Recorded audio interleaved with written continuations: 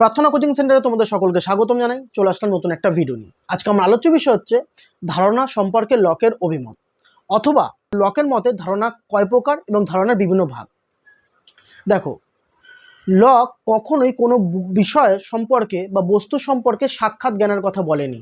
তিনি মনে করেন ধারণার মাধ্যমেই কোনো বস্তু সম্পর্কে অথবা কোনো বিষয়ের সম্বন্ধে আমরা জ্ঞান লাভ করতে পারি। এই ধারণা লাভ করে থাকি আমরা দুটি পদ্ধতিতে। এক, সংবেদনের মাধ্যমে। সংবেদনের মাধ্যমে আমরা বাহ্য বস্তুর জ্ঞান লাভ করি। আর দ্বিতীয়টা হচ্ছে অন্তর্দর্শন। এই অন্তর্দর্শনের মাধ্যমে আমরা অন্তরের বিষয়গুলো ধারণা লাভ করে থাকি। এবার ধারণা কয় ভাগে ভাগ করা যায়? দেখো, ধারণাকে সাধারণত দুটি ভাগে ভাগ করা যায়। একটা হচ্ছে জটিল ধারণা, অপরটি সরল ধারণা। তো সবার আগে জানবো সরল ধারণা কি। দেখো, সরল ধারণা বলতে সেই ধারণাকে বোঝায় যে ধারণাটা আমরা মন থেকে সরাসরি অন্তর্দর্শন অথবা সংবেদনের মাধ্যমে লাভ করি। আবারও বলছি, সরল ধারণা বলতে সেই ধারণাকে বোঝায় যে ধারণাটা আমরা মনের মাধ্যমে বা মনের দ্বারা সংবেদন অথবা অন্তর্দর্শনের মাধ্যমে সরাসরিভাবে লাভ করে থাকি। আর এই ধারণাকে কোনোভাবেই বিশ্লেষণ করা সম্ভব নয়। ঠিক আছে, এই ধারণাটার নামই হচ্ছে সরল ধারণা। বা সরল ধারণার ভাগগুলো জেনে নিই। দেখো, একটি ইন্দ্রিয়ের মাধ্যমে সরল ধারণা লাভ, যেরকম রূপ, রস, গন্ধ, এই যে বিষয়গুলো লাভ করি বা এই ধারণাগুলো লাভ করতে একটি ইন্দ্রিয়ের কাজে লাগে। যেরকম গন্ধ, যখন আমরা কোনো গন্ধ পাই সেটা কোন ইন্দ্রিয়ের দ্বারা পাই? নাক। রূপ, সেটা কোন ইন্দ্রিয়ের দ্বারা পাই? চক্ষু। এরকম একটি ইন্দ্রিয়ের দ্বারা এগুলো লাভ করে থাকি। নেক্সট, একাধিক ইন্দ্রিয়ের দ্বারা ধারণা লাভ। একাধিক ইন্দ্রিয় যেরকম বলতে গেলে বোঝায় গতি, বিস্তৃতি।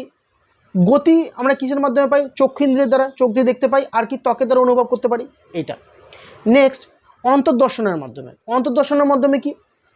যেমন ইচ্ছা, স্মৃতি, এগুলো অন্তর ইন্দ্রিয়ের মাধ্যমে লাভ করে থাকি। আর নেক্সট, সংবেদন ও অন্তর্দর্শনের মাধ্যমে ধারণা লাভ করে থাকি। কিভাবে? দেখো, সংবেদন আর অন্তর্দর্শনের মাধ্যমে আমরা ধারণা লাভ করে থাকি যেরকম সুখ, দুঃখ। এটা হচ্ছে সংবেদন আর অন্তর্দর্শনের মাধ্যমে পাই। নেক্সট, এবার আসবো জটিল ধারণা কাকে বলে।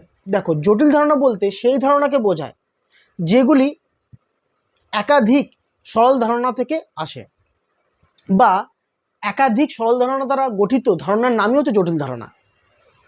এইগুলোকে বিশ্লেষণ করলে আমরা একাধিক সরল ধারণাকে পেয়ে থাকি। আর মন এই সরল ধারণাকে তৈরিও করতে পারে, আবার ধ্বংসও করতে পারে। এবার জটিল ধারণা কয় প্রকার? লক মনে করে এই জটিল ধারণা মন তিনটি পদ্ধতিতে তৈরি করে থাকে বা সৃষ্টি করে থাকে। যেমন প্রথমটি হচ্ছে সংযুক্তিকরণ। সংযুক্তিকরণের মাধ্যমেই সরল ধারণাগুলোকে একত্রিত করে। যেমন স্কুলের ধারণা বা লাইব্রেরি অথবা কলেজের ধারণা, এগুলো সংযুক্তিকরণের ধারণা। নেক্সট হচ্ছে সম্বন্ধীকরণ। এর মাধ্যমে বা সম্বন্ধীকরণের মাধ্যমেই দুটি সরল ধারণার মধ্যে দুটি সরল ধারণার দ্বারা একটি জটিল ধারণা তৈরি করে বা গঠন করে। যেমন স্বামী স্ত্রী। পরবর্তীটা হচ্ছে অমূর্তীকরণের ধারণা। অমূর্তীকরণের মাধ্যমে মন একই ধারণার বৈশিষ্ট্যর মাধ্যমে জটিল ধারণা সৃষ্টি করে, যেরকম মনুষ্যত্ব ইত্যাদি। এই ছিল লকের ধারণা সম্পর্কের অভিমত।